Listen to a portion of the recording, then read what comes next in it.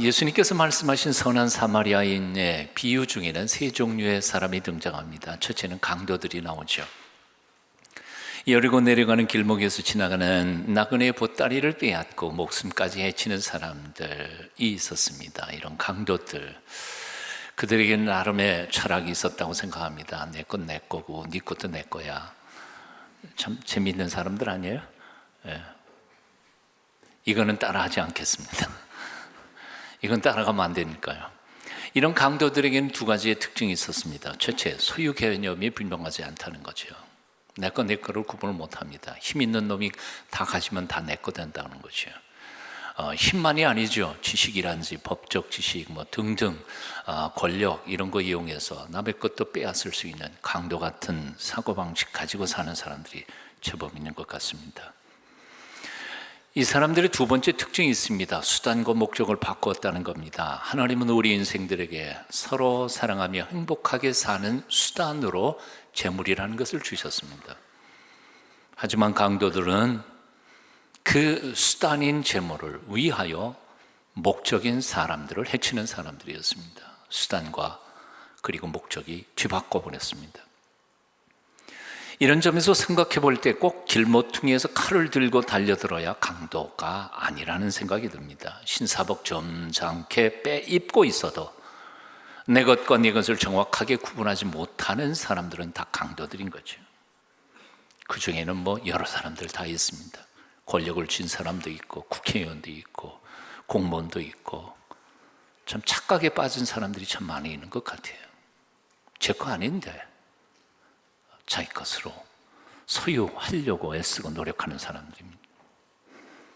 사랑의 대상인 인간을 이용해서 욕심 차리려고 하는 사람들 다 강도들이죠.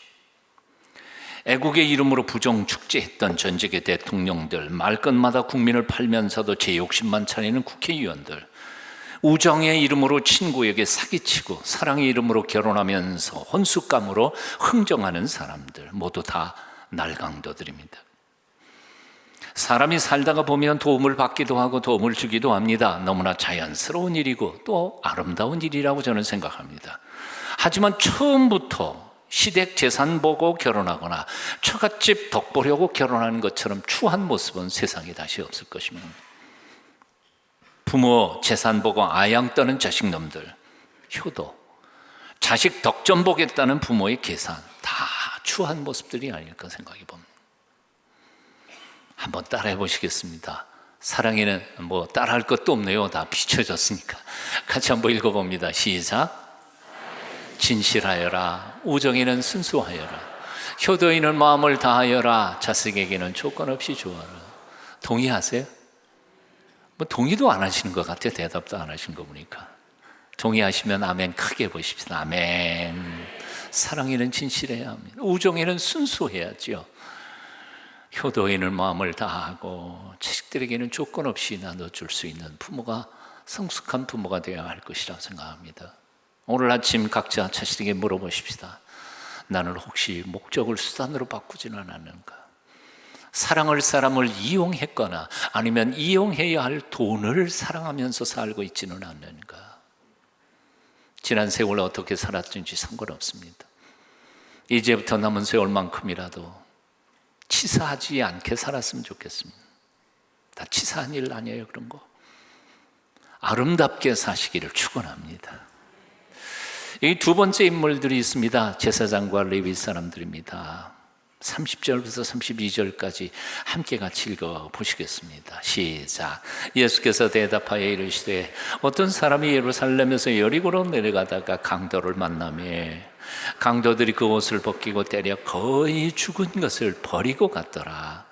마침 한 제사장이 그 길로 내려가다가 그를 보고 피하여 지나가고 또 이와 같이 한 레위인도 그곳에 이르러 그를 보고 피하여 지나가되 제사장은 하나님 앞에서 사람을 섬기고 사람 앞에서 하나님을 섬기는 사람들이었습니다. 즉 하나님과 사람 사이의 중재자가 제사장인 거죠. 거룩한 성직의 사람입니다. 레위인은 그 제사장을 돕기 위해서 특별히 성별함을 받은 일꾼이었습니다. 그러니까 이 두 사람이야말로 강도 만난 사람을 가장 잘 도왔어야 했을 사람들이었다는 겁니다. 그럼에도 불구하고 이 두 사람은 강도 만나 죽어가는 것을 보고 피해 도망갔습니다.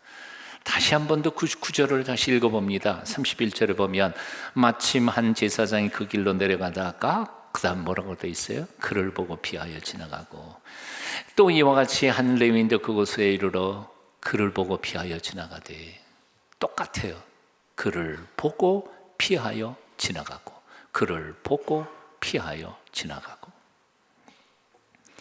모르긴 해도 이 두 사람은 속으로 이런 생각들을 했을지 모릅니다. 쓸데없는 일에 말려들지 말자. 공연이 귀찮아진다.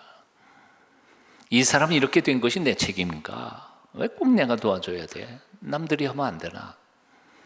여기 오래 머물다가는 나도 저런 봉변당할지도 모르겠다. 빨리 이 자리에서 사라지는 것이 상수가 아닐까? 세상에는 강도처럼 내 것 남의 것을 구분 못하는 범죄자들도 있지만, 사실은 그보다 훨씬 더 많은 사람들은 이 두 사람처럼 남의 것과 내 것을 너무 정확하게 구분하는 사람들이 대다수가 많다는 겁니다. 이런 사람들은 남의 것 빼앗지 않습니다. 내 것도 남에게 주지 않습니다. 다시 말해서 여기 제사장이나 레위인 같은 사람들은 절대로 강도처럼 남의 것을 빼앗을 사람들이 아닙니다. 굉장히 도덕적이고 윤리적인 사람들입니다. 남의 것 빼앗으려고 남을 해치는 일은 절대로 없습니다. 대단한 사람들이죠. 하지만 그렇다고 해서 남을 위하여 내 돈, 내 시간을 나눠줄 생각도 조금치도 없는 사람들입니다. 철저히 개인주의적인 사람들이죠. 이런 사람들은 이렇게 말할 수 있습니다. 내 건 내 거고 네 건 네 거야. 나도 내 거 탐내지 않을 테니까 너도 내 거 눈독 들이지 마라. 충분히 이해가 되시죠? 혹시 가슴이 뜨끔하지 않으시나요?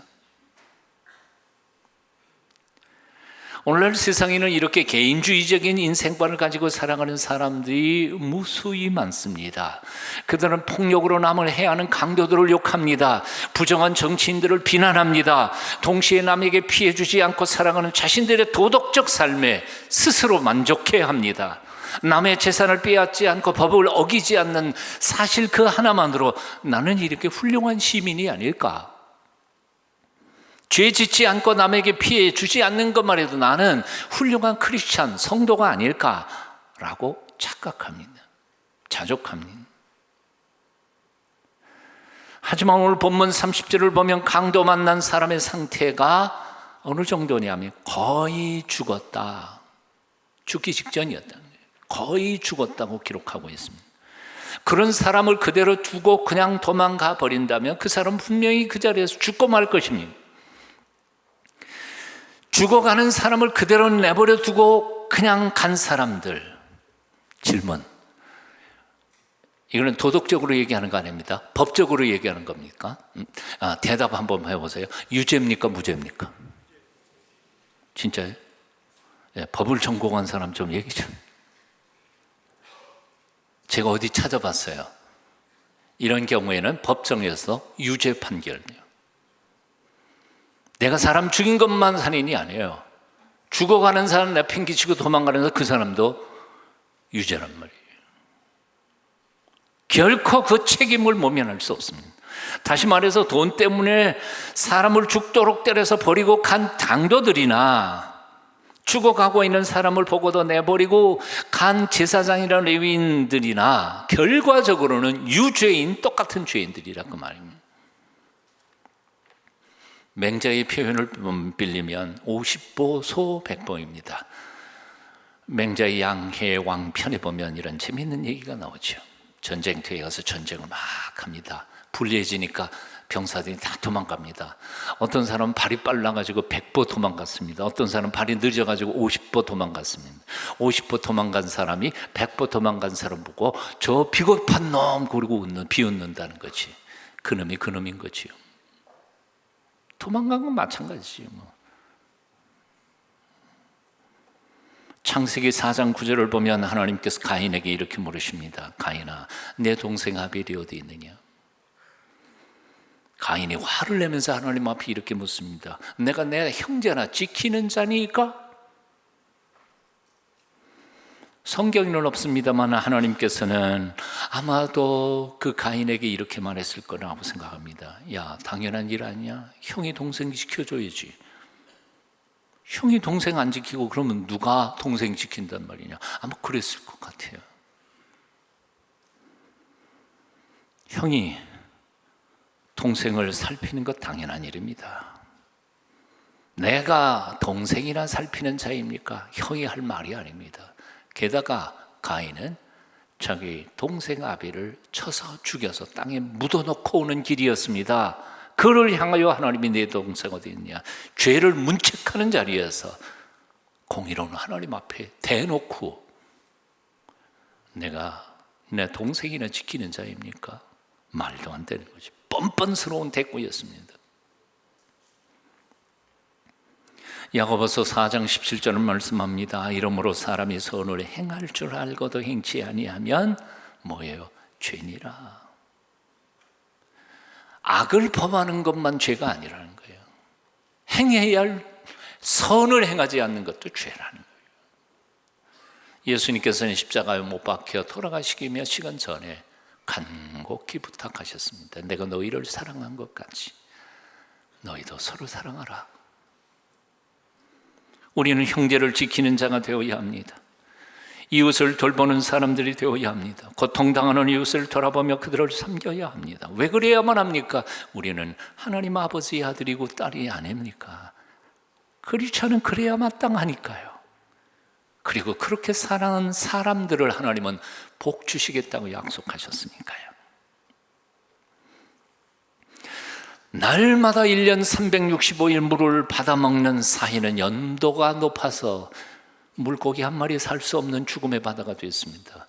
하지만 날마다 1년 365일 사회로 물을 흘려보내주는 갈릴리 호수는 언제나 맑고 깨끗해 각종 물고기가 사는 생명의 호수가 되어 있습니다. 무조건 소유하고 끌어모아 채우는 것만이 복이 아닙니다. 별로 많지는 않아도 하나님의 허락하신 복을 함께 나누면서 살아가는 것이 진정한 행복이고 기쁨이고 하나님께서 주시는 하늘의 놀라우신 축복인 줄로 우리는 기억해야 합니다. 야고보서 1장 26절 말씀합니다. 하나님 아버지 앞에서 정결하고 더러움이 없는 경건이에요. 곧 고아와 과부를 그 환난 중에서 돌아보고 또 자기를 지켜 세속에 물들지 아니하는 이것이니라. 경건이 뭐예요? 경건이 새벽기도 나오고 철회기도 하고 금식기도 하고 큐티하고 그게 경건. 물론 경건의 모양은 됩니다. 그러나 그 경건이 구체적인 삶 속에서 연약한 애들을 돕는 것으로 나타나지 않는다면 그 경건은 가짜 경건이라는 거지. 오늘 여기 세 번째 인물이 소개됩니다. 선한 사마리아 사람입니다. 33절 봅니다. 어떤 사마리아 사람은 여행하는 중 거기 이르러 그를 보고 불쌍히 여겨. 아까 읽었던 거 기억나세요? 제사장과 레위인은 그를 보고 피하여 지나가되 했지 않아요? 이 사람은 그를 보고 불쌍히 여겨. 여기 불쌍히 여긴다는 말은 주님께서 잃어버린 죄인들을 바라보실 때 불쌍히 여기는 여린, 아린 마음을 표현하는 똑같은 헬라어 단어로 사용된 겁니다. 이 말은 누가복음 15장의 탕자의 비유에서 돌아온 탕자를 바라보면서 측은히 여기시는 아버지의 심정을 표현한 똑같은 단어입니다. 그러니까 한마디로 말해서 사마리아 사람은 바로 강도 만난 사람을 예수님의 긍휼 어린 눈으로, 돌아온 탕자를 맞이하는 아버지의 마음으로 강도 만난 사람을 바라보고 긍휼히 불쌍히 여겼다는 것입니다. 오늘 아침 우리 자신의 눈빛을 그리고 우리의 마음을 정직하게 돌아봤으면 좋겠습니다. 오늘 우리는 어떤 눈으로 주위 사람들을 바라보고 있습니까? 차찬 멸시, 시기와 질투의 눈으로 혹시 바라보고 있지는 않습니까? 하나님이 인간을 바라보시는 그 긍휼의 눈으로, 자비의 눈빛으로 사람을 바라보십니까?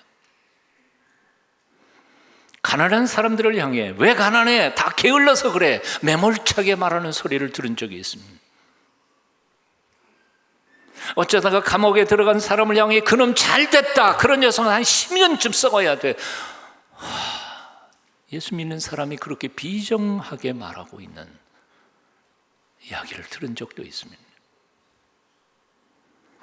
죄인의 죄는 나쁘지만 그 사람의 인생과 삶은 얼마나 고통스러운지를 우리는 곁에서 느낄 줄 아는 사람이 되어야 합니다. 가난과 질거로 고통당하는 사람들의 아픔과 괴로움을 우리는 조금은 함께 아파할 줄 알아야 한다, 그 말입니다. 사마리아 사람은 강도 만난 사람을 보며 불쌍히 여겼습니다. 그의 잘잘못을 따지지 않았습니다. 왜 혼자 거기 가? 그 위험한 건데 왜 밤에 가? 당연하지. 잘잘못 따지지 않았어요. 어려움을 당한 그를 불쌍히 여기고 긍휼한 마음으로 도와주었습니다. 34절 이하에는 이 사마리아 사람의 더 아름다운 모습이 기록되어 있습니다. 가까이 가서 기름과 포도주를 그 상처에 붓고 싸매고 자기 짐승에 태워 주막으로 데리고 가서 돌보아 주니라. 그 이튿날 그가 주막 주인에게 데나리온 2를 내어주며 이르되 이 사람을 돌보아 주라. 비용이 더 들면 내가 돌아올 때 갚으리라 하였으니, 사마리아 사람은 그냥 마음으로만 불쌍히 여기지 않았습니다. 가까이 가서 자기 포도주를 상처에 씻고 기름으로 바른 후에 상처를 싸매어 주었습니다. 그리고는 자기 짐승에 태웠습니다. 자기는 걸어가는 거지요. 자기는 걸어서 주막까지 데려다주고 하룻밤 밤새도록 간호합니다. 그것도 부족해서 주막 주인에게 간호를 부탁하고는 돈이 모자라면 나중에 내가 갚겠다 하고 약속하면서 떠납니다. 한마디로 사마리아 사람은 강도 만난 이를 돕는데 마음속에서부터 진심으로 도왔고 철저하게 도왔고 끝까지 도왔고 희생하면서 도왔던 것이죠. 그렇게 돕다가 보면 분명히 자기 갈 길이 많이 지체되었을 수도 있을 것입니다. 장사하는 사람이었으니 약속을 어겨 손해를 볼 수도 있었을지 모릅니다. 하지만 그 모든 것들을 다 포기하고 죽어가는 사람을 위해 도움을 줬던 겁니다. 그렇습니다. 남을 돕기 위해서는 희생이 필요합니다. 저절로 되는 게 없어요. 시간이 필요하고 돈이 필요하고 내 손과 발이 필요합니다. 나 먹을 거 다 먹고 나 쓸 거 다 쓰고 남을 도와준다고요? 그럴 수는 없습니다. 나 할 거 다 하고 남는 것 가지고 남을 돕겠다고요? 평생 한 번도 제대로 남을 못 도울 겁니다. 돈 많아서 구제하는 게 아닙니다. 많으면 많을수록 오히려 나눠주기가 더 어렵습니다. 제가 군대 생활할 때 병장 월급이 얼마인지 아세요? 3,000원. 11조가 얼마일까요? 동전 100원짜리 3개. 제가 11조 할 때 어려웠을까요? 쉬웠을까요? 동전 딸랑딸랑 하는 거 11조 헌금 내기가 조금 부끄럽긴 했어도 쉬웠어요. 동전 3개 바치는 거 쉽죠. 근데 제대하고 나와가지고 직장 다니면서 월급, 우와, 이거면 내가 100만 원 받으니까 10만 원? 10만 원 이게 내가 꽤 쓸 게 많은데 쉬운 일이 아니더라고요. 쉬운 일이 아니에요. 1,000만 원을 번 사업가가 100만 원을 11조 드린다. 쉬울 것 같아요? 100억을 번 회장님이 10억을 하나님 앞에 11조 드린다. 쉬울 것 같아요? 더 힘들어요. 많으면 많을수록 더 어려워요. 그러니까 돈 많으니까 당신이 많이 내. 그건 말 함부로 할 게 아니에요. 나도 필요하지만 꼭 내가 더 필요하니까 내가 써라. 그리고 나눠주는 거죠. 시간이 남아 돌아서 봉사하는 게 아니에요. 내일 조금 포기하고 내일 포기해야 시간이 남는 거지. 지난주에 우리 캄보디아 포이펫의 그 선교 정책을 위해서 우리 종로 구청의 직원들 그리고 심지어는 구의원들 우리 구청장님이 김영정 집사님, 또 우리 교회 이건종 장로님 다 함께 가셔서 일주일 동안 저 포입회 시에 시 직원들이 뭐 90명이라든가 뭐 그런데 뭐 한 3분의 2가 나와가지고 접대하느라고 정신 없었다 그럽디다마는 여하튼 꿈을 꿨어요. 저는 이런 생각해 봅니다. 우리는 지금 시작이에요. 우리가 무슨 돈이 있습니까? 없지요. 그러나 이렇게 한 발짝씩 가는 거예요. 내년에는 한글 학교 만들고, 종로구청에서 그 지금 건물 하나 그쪽에서 있던 건물을 수리해 주기로 약속을 하고 왔다 그래요. 그럼 이제 사람은 이제 우리 청년들이 가가지고 한글을 가르치든지 뭘 하든지 해야 될 거 아니에요. 이거는 첫 발짝 시작이에요. 100년 전에 저 미국의 선교사님들 오셔서 세브란스 병원 세우고 연대 2대 세우고 100년 뒤에 동순교회가 포입햇에서 시작한 이 첫걸음이 캄보디아의 많은 젊은이들이 미래의 꿈을 가지고 자라갈 수 있도록 위대한 역사를 이루어낼 줄로 믿습니다. 돈이 있어서 하나요? 아니요, 없어요. 우리 먹을 거 아껴가면서 보내야 그게 되는 거지요. 우리 교회 등록하신 지 이제 3개월도 채 안 된 집사님 부부가 화상 환자들을 위해서 목적 헌금 300만 원을 하셨습니다. 화상 환자들을 위해 후원회에 돈을 보내고 싶은데 교회 이름으로 보냈으면 좋겠습니다. 헌금을 해요. 요즘처럼 사업 안 되는데, 힘드는 때에 돈이 남아돌아서 헌금을 했을 것 같아요? 아니에요. 화상 환자들이 얼마나 힘들고 괴로운지를 마음에 느끼니까 그들을 돕기 위해서 헌금한 거지요. 사실 여리고 길에서 나그네가 강도를 만난 것이 사마리아 사람의 책임은 아니었습니다. 그런데도 사마리아 사람은 마치 자기 책임인 것처럼 강도 만난 사람을 지극정성으로 살폈습니다. 이런 이타주의적인 신앙인의 표가 있습니다. 내 건 내 거고 내 것도 내 거다. 알아들으신 거예요 지금? 옆에 있는 사람한테 연습하도록 하겠습니다. 옆에 있는 사람한테 그렇게 말하겠습니다. 내 건 내 거지만 내 것도 내 거야. 말하세요. 빨리.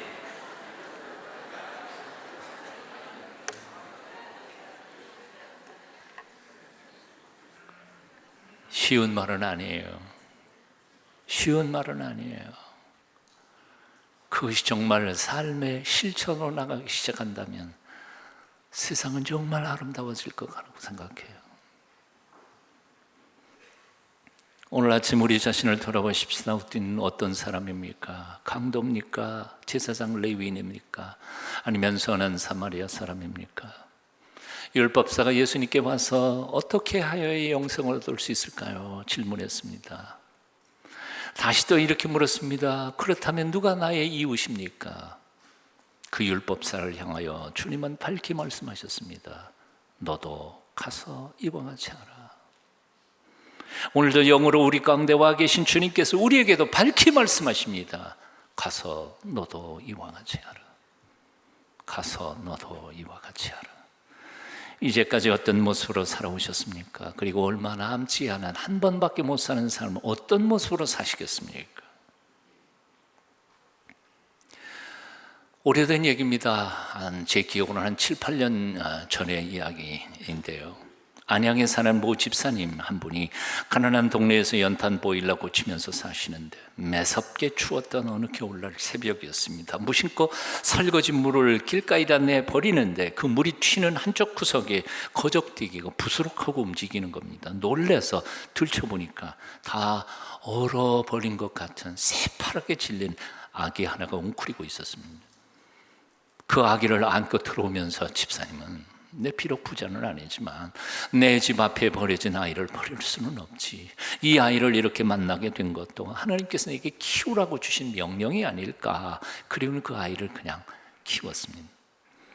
자식이 없어서가 아닙니다. 돈이 남아돌아서도 아니었습니다. 그런데 이 아이를 키우면서 이 집사님 내외분 눈이 달라졌습니다. 그때까지는 아무것도 보이지도 않던 눈이 길거리만 가면 장애인들과 거린들이 눈에 띄는 겁니다. 그래서 옆집 방 한 칸을 전세 내가지고 그들과 함께 같이 살게 됐습니다. 그 흔한 사랑의 집, 소망의 집 그런 간판 달지도 않았고 이름 내 광고한 적도 없고 어느 교회나 단체에서 손을 벌린 적도 없습니다. 그런데 이 소문이 나니까 신문사 방송국에서 취재하겠다고 달려왔는데 다 뿌리쳤습니다. 그 집사님 나가는 교회 목사님을 통해서 억지로 사정해서 국민일보 기자가 찾아가고 취재를 하려고 했습니다. 그랬더니 그 집사님이 단호하게 이렇게 말씀하시더라는 거예요. 보일러 일에서도 먹고 사는데 지장 없고요. 그저 밥 조금 더 하고 김치 조금 더 하면 되는 것 가지고 대단한 일 한 것처럼 말하지 마세요. 이름 나는 것도 싫고 도움도 받기 싫습니다. 필요 없습니다. 우리 식구 사랑하는데 걱정 없으니까 염려하지 마세요. 기자는 사진도 한 장 못 찍고 쫓겨났다고 합니다. 어떤 사람들이 생각하는 것처럼 이 세상에는 모두 도둑놈 강도들만 있는 건 아니라 그 말이에요. 많은 정치인들, 사회 지도자들이 후한무치한 죄를 저질러대고 있지만 잘만 돌아보면 아직도 우리 주변에는 이렇게 조용히 아름다운 일을 하면서 행복하게 살아가는 많은 성도들이 있습니다.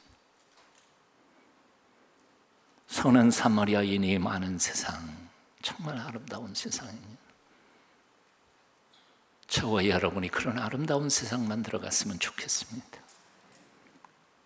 내 욕심 조금 줄이고 힘들어하는 이들을 부축하며 섬기며 사랑하는 저와 여러분이 되시기를 축원합니다. 기도하겠습니다. 사랑의 주님, 우리 마음 눈 밝혀주셔서 어려운 이들이 눈에 보이게 하옵소서. 우리 마음 귀 열어주셔서 힘들어하는 사람들의 신음소리 듣게 하옵소서. 우리 손과 발에 힘 주셔서 힘이 닿는 데까지 도우며 살도록 믿음과 사랑과 은혜와 물질도 주시옵소서. 예수님 이름으로 기도하옵나이다.